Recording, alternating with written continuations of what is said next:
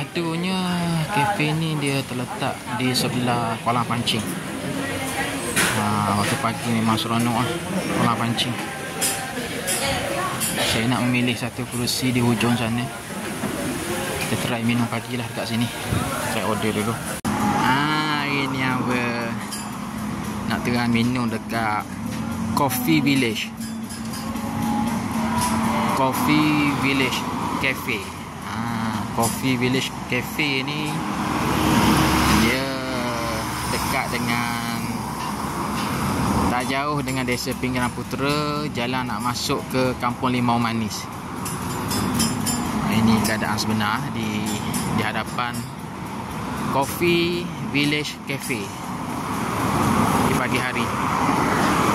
Jadi jalan ni memang pagi dan petang, time peak hour memang banyak kereta. Sekarang ni dah dekat dalam 9 lebih. Kereta dah mula kurang lah, tapi masih ada orang yang sarapan dekat sini. Jadi kita tengok macam mana keadaan kedai ni. Ni memang syahdu lah. Makanan dia agak murah. Roti kosong RM1.4, roti pun RM2.5, roti telur RM27, kari kambing RM10. Memang murah lah. Baloi lah. Roti canai dia RM10. Baloi lah. Roti canai memang best. Roti pisang pun ada. Tempat cashier dia.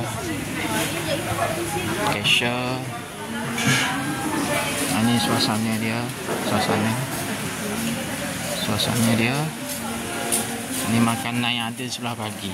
Nasi lemak ni, ayam goreng, daging, macam-macam lah untuk sarapan pagi. Kuih-kuih pun ada.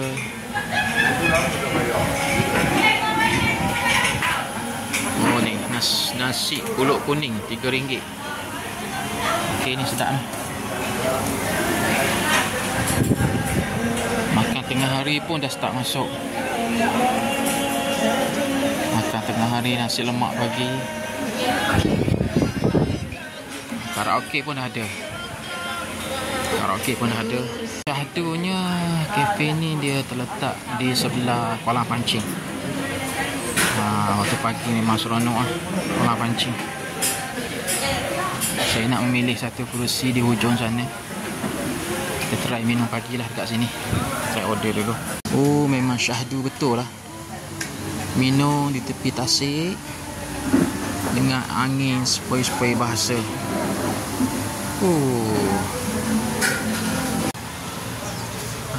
Dah mengena dah seorang tu. Mana ikannya?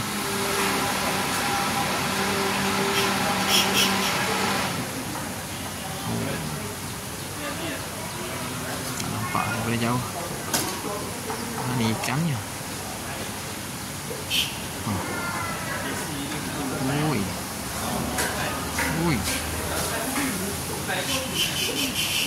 Kedok.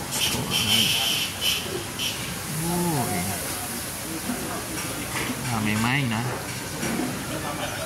Besar tu, ikan apa tak tahu. Okay. Ikan apa? Ikan patin ni ke apa? Ikan patin tu. Ikan patin tu. Besar ke?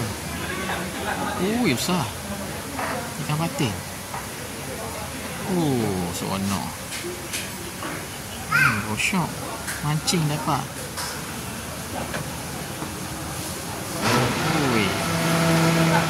Rezeki di pagi hari. Pancing marina. Amat seronok. Bestnya. Seronok. Steady ya.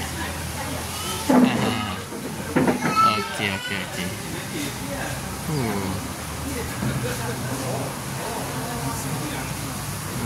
Suasana memancing di tepi tasik sebelah College Village Cafe, berdekatan dengan Desa Pinggiran Putera. Nak masuk ke Limau Manis. Okey, beres.